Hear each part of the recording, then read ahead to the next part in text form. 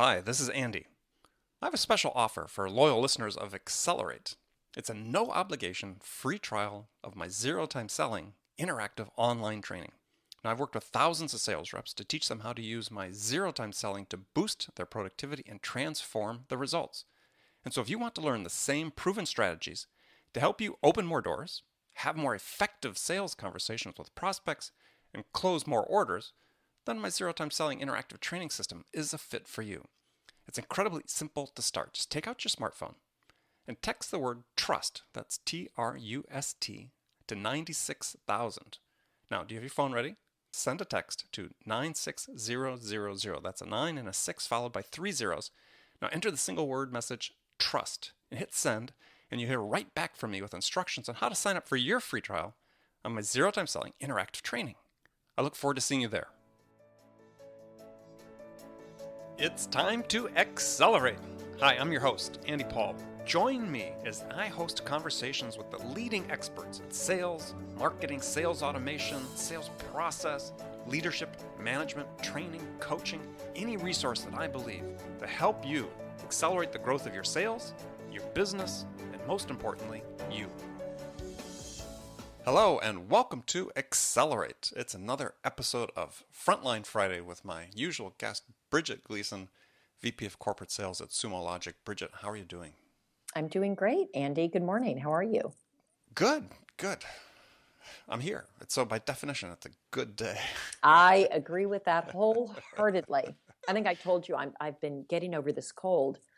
And I'll tell you, the best thing for me about a cold is how good I feel when I feel better. I feel so grateful. So I'm with you. I'm super happy that I feel good and I'm on the other side of it and everything's on the up and up.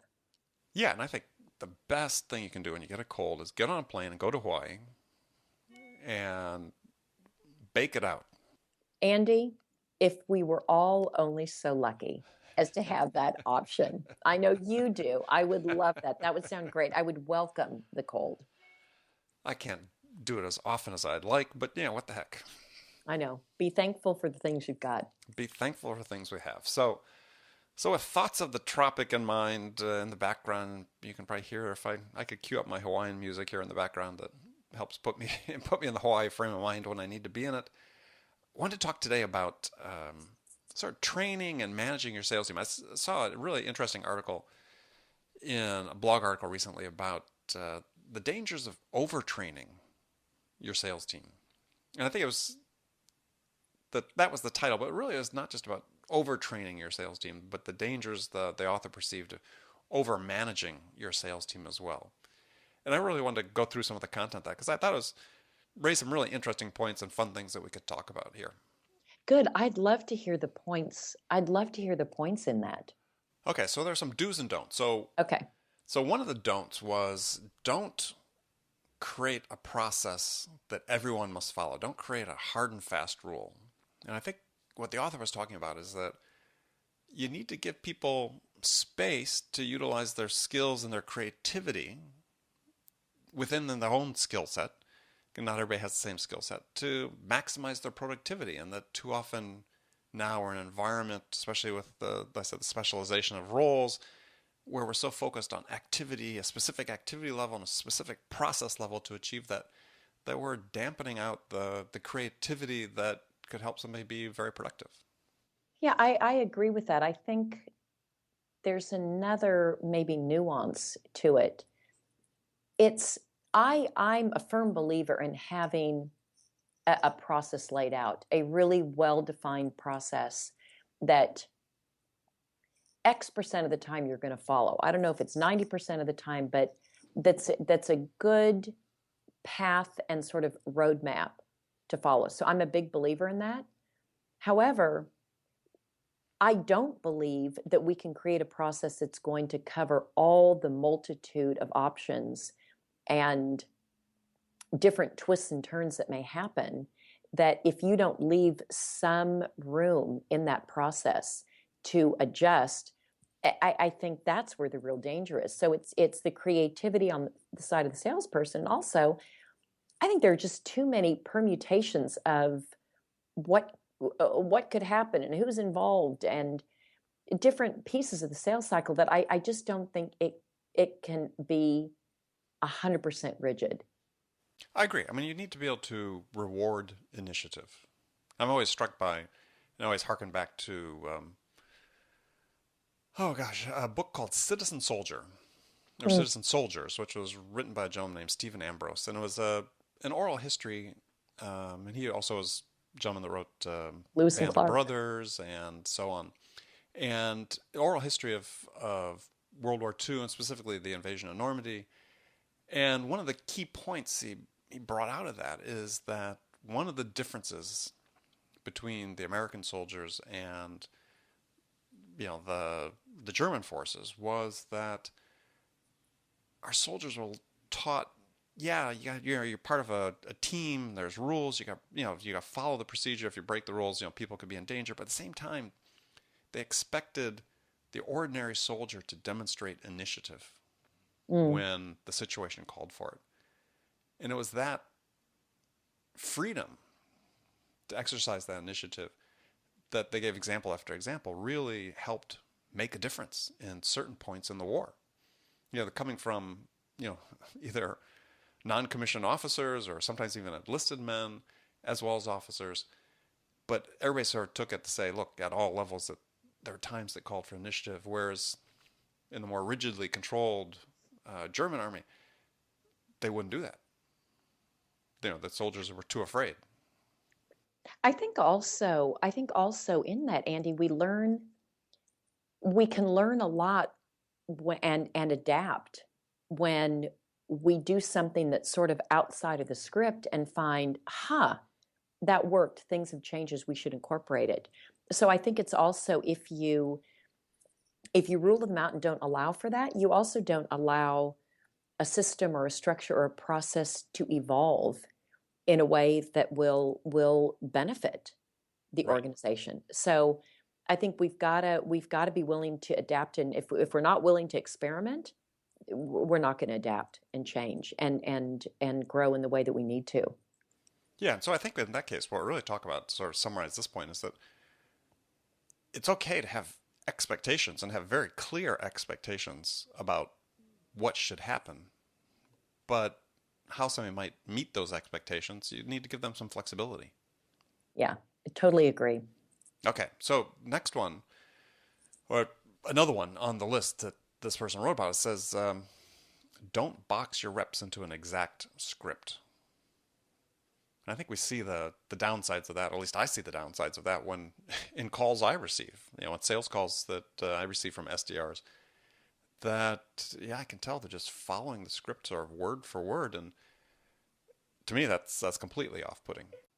Yeah, and I agree with that 100%. I don't know who. Well, I guess there are. I think a lot of the sort of B2C, the consumer sort of calls that I get, let's say at night, that are following a script for the cable company or the phone company, a very prescribed. And I'm with you, it's super off-putting. So again, I think it's good to have, what I've always encouraged reps to do is have bullet points of things they want to cover in the course of the conversation so they know how to steer the conversation.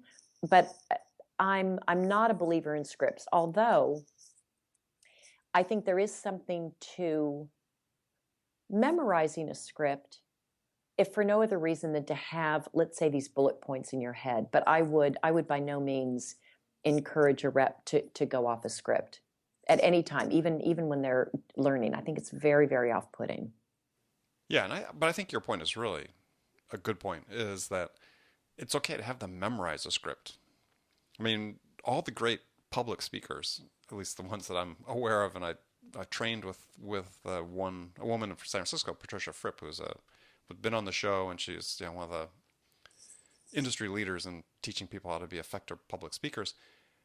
And even she talks about it as you have to write your speech out word for word and memorize it, because only then, once you've memorized it, can you internalize it and make it seem natural, and riff on it if you need to riff on it, and because you're able to have that base to come back to. Yeah, I agree with that. So I see that same thing with script. It's okay to have a script, but not to read it, but yeah, practice it, memorize it completely, and then it becomes part of you and it becomes very natural. And once you go through repetition, and hopefully your script leads off with a great question you can ask the customer as opposed to some sort of pitch. Yeah, and we're getting ready for our sales kickoff and company kickoff, and we have been talking about some of the different modules that we're going to have for the team, and we're rolling out some new key plays. And there's this new presentation that we want the sales reps to memorize. This new pitch. What I've emphasized to the managers who are going to do the training is it's not as much about what the reps say as it is about what they hear. And the only way they're going to hear things is if they ask the right questions. So it's in this script, like you said, Andy, you have to know where to insert the questions so that you ideally want the prospect or the customer to do more of the talking. And that's another danger of a script. If you're just spouting off a bunch of words and you don't give the opportunity to hear what the prospect might say. So I think scripts are interesting. I am really more interested in the questions that are being asked and sort of the answers and what we're listening for. Yeah, and so I guess one of the questions would be, how do you train your reps to not ask the first question, but to know what the second question to ask should be based on the answer they get to the first question? Well, I think just an easy one, like if I just had to pick a question to ask in like a second level question, it's this is phrased as a question, but it is, tell me more about that. Can you give me a little bit more color on that? Help me understand that. It's you just want to ask something open-ended that allows the prospect or customer to expand a little bit. But I do think it's an art, Andy, to train your reps. I mean, talking about a script, sometimes I've seen reps armed with a list of questions, and then it's more like an interrogation, which is just as bad, perhaps worse than a script is an interrogation. So it's how to be conversational and get the questions answered. Yeah, and I think for people listening to the show is you talked about one of the great all-time second level questions, which really should be memorized by sales reps and taught to everybody, and it's not, is the, yeah, tell me more question. Yeah, help So, me understand that. yeah, help me understand that. Tell me more. And it's almost like I like to give an example if you've ever, and you have had, a 2-year-old following around the house asking why. It was a long time ago, but yes. Yeah, is that's really what you're sort of modeling, right? Is it's really tell me more is really the why question, just in different words. And so a customer tells you something, it's yeah, you understand the why. Why are they saying that? So tell me more. How can you shed some more light on that? That's really that why question. And it's okay to take that down several levels and to keep they give you another answer, say, okay, well tell me more about that.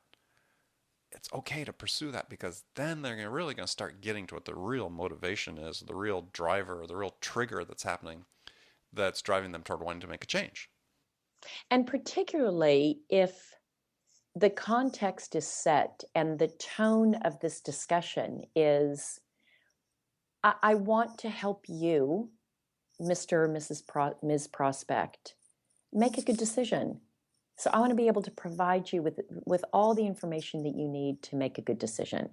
And I think if it's in this context of, I'm at your service here and I want to help you make a good decision, let's discover this together, the prospect really opens up, as opposed to feeling like you're just pitching, pitching, pitching. Nobody likes that. Right. Okay, another don't on the list here is don't stand in the way of reps failing. Encourage failing fast and learning from mistakes. How do you do that in your organization? God, that is so hard. And Andy, that is such a good one.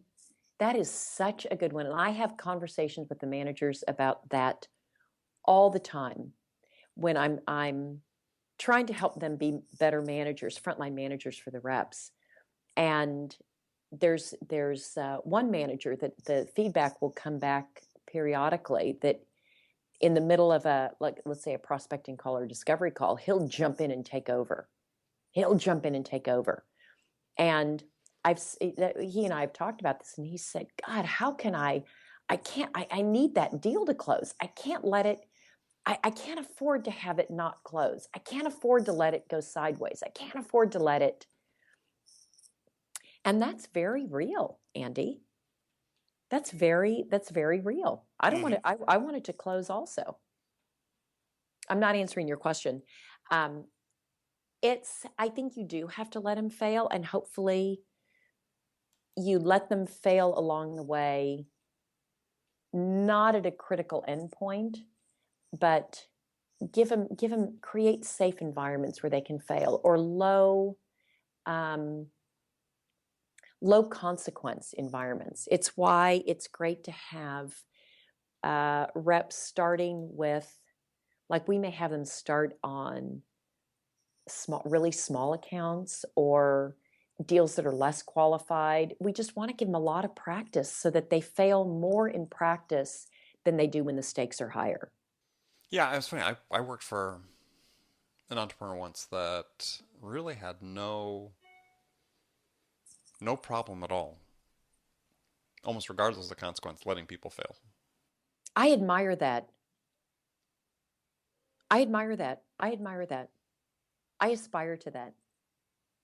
Yeah, and I greatly admired it. I mean, I was thinking, I, I didn't have near the guts to be able to do that. And maybe in some part he was relying on, his next level managers, to figure it out, or collectively for the group to figure it out if it was happening at the management level. And there was really only once I saw him sort of take charge in a situation and say, no, this is not going to happen. But by and large, I used to sort of sit there and sort of jaw drop open sometimes when I'd see, okay, he's really willing to let this person completely fail in order to learn this lesson. And he would be sit there giving me a look saying, don't say anything in the meeting. One of the phrases that we say here is pipeline creates courage. So if you've got a lot of pipeline, you can be more courageous and say, yeah, let them, they can fail. It's when you, in my opinion, also, when you don't have enough pipeline, you don't have enough deal flow, you don't have enough, that you are more desperate on each of these and less likely to let someone fail. So I think about that also, that, yeah, keep building. I mean, I'm a big believer. I don't know. I've never been in a situation where I felt like I had too much pipeline. But I think when you've got Too much good pipeline. too much good pipeline, but when you've got a healthy pipeline, I think you can tend to be a little bit more. This isn't going to be the end of the world. The stakes are lower. Yeah, I mean, if you're not trying to meet payroll, then Yeah. yeah, and you need a deal to do that, then yeah, you have some flexibility. All right, we're going to take a short break, come back again with Bridget Gleason. After the break, we're going to talk about some of the do's on the list. So stay with us. Attention, sales leaders. Would you like to give your sales team the tools to drive more quality connects, scale their outreach, and spend more time selling? Well, you can with LiveHive.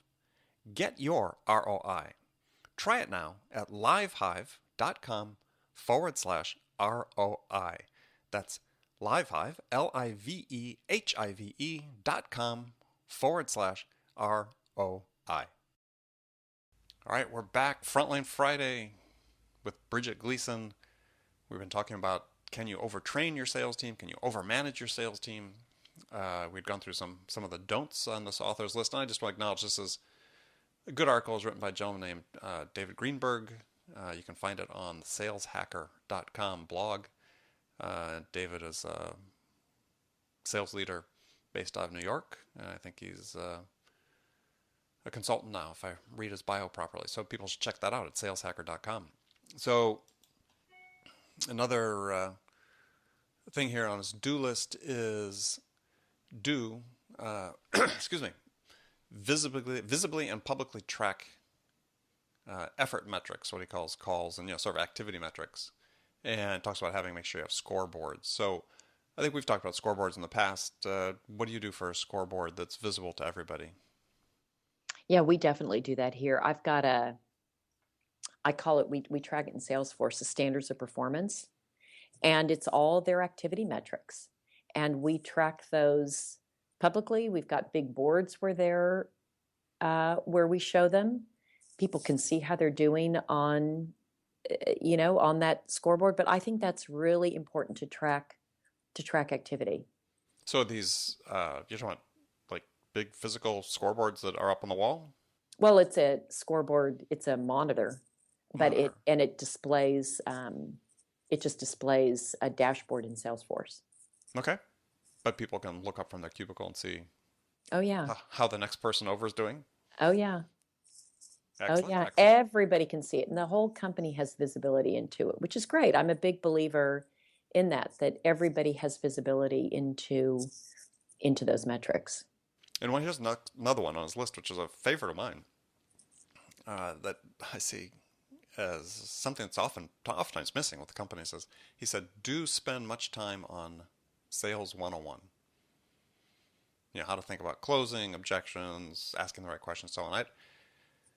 Maybe it's just because that's the focus of what I write about and teach is, but it's about the basics, with everything else notwithstanding your process and technical knowledge and so on. But really, at the end of the day, it gets down to a person talking to a person, and the basics are really what rule there.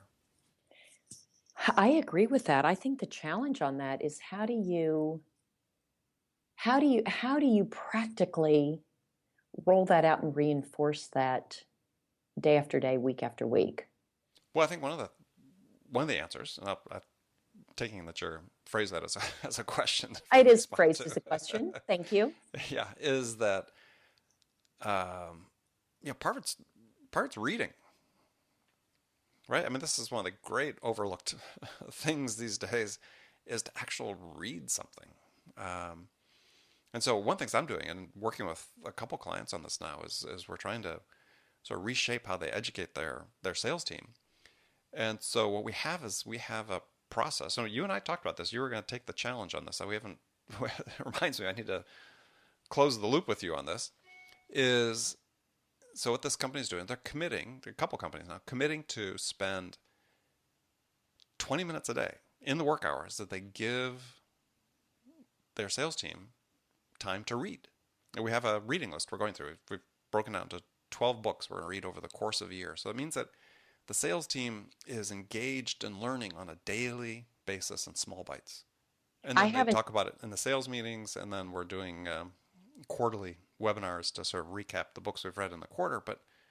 But 20 minutes during the day, 15 minutes to read, and 5 minutes to write into a notebook, a reflection on what they read that day, which the notebooks are then brought to the sales meeting the following week, and they go through it. Andy, do you have the list of 12 books on your website? No, not yet. I can certainly send you that list. Yeah, I think I'd love to have the list. I think it would be a great resource for you to share publicly. I'd love to have that. I haven't taken the challenge yet of having everybody read 20 minutes a day. I do with my management team, though. I haven't had to set an amount. I have a management team, my like 8 or 9 managers that are aggressive learners. I give these guys and gals huge kudos. They use Audible to listen. For those that have commutes, they read them. And we essentially have book club in our sales management meetings, and we talk about them and we apply them and we use them. So I'm definitely seeing the benefits of learning in this way, and this group has really gravitated towards it. I haven't yet rolled it out as a mandatory, everybody read 20 minutes a day and we get through this book. I've done it in other places where we've picked a single book and said we're going to go through a chapter a day. I told you we did that with your book, Andy, when I was at Mm-hmm. Engineered. Um, And a great book to And start with, by the way. it really great. Zero time selling was awesome. So we did it there. And I think I would probably opt for choosing a book and saying, yeah, use part of the work time if you need to, but choosing a book that we go through as opposed to just 20 minutes a day. Well, But think, that's me. yeah. Well, we'll have a conversation about how you justify that because if you think about, you're going to hire some outside trainers sometime this year, right? Yeah, probably. I mean, yeah, probably. Yeah. And so think about how much money you're going to spend on that. And what you're going to do is you're going to have people learn sort of intensively for a day or two, and you're going to do this multiple times during the year. And the studies all show, and they're all very conclusive, is that they are going to forget. Your team will forget I over know. 90% of what they learned within the first 30 days. So you can basically, that sound you hear is the sound of your money being flushed down the toilet. And I don't like that. Right. So here, what you're going to do is instead, as you think about the investment, we could quantify this for you, and everybody else that's listening, I'd be glad to quantify it for you as well. The cost of 20 minutes a day in what is, I'm sure, is not a typical 8-hour day for most of your people, right? Yeah, 20 minutes a definitely day. not. And what you're doing is you're sanctioning learning. You're creating, yeah, you've got these managers that are enthusiastic, aggressive learners, as you talked about. What if you could start building that culture into your entire sales team? Because if people get acclimated to this idea that they're learning something every day, especially something they can apply real time to what they're doing in their profession, after 12 months when they've gone through 12 great books about networking and building relationships and selling and how customers make decisions and so on, just think how much smarter they're going to be and how anxious they're going to be to continue to learn. Well, I think a big piece of that too is what's done in the like I actually I think 12 is a lot.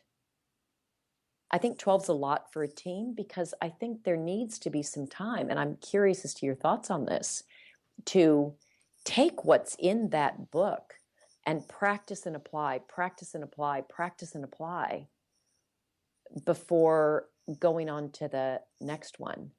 Yeah, well, so here's my theory about business books is that people go through a book, they're going to at one level learn a lot.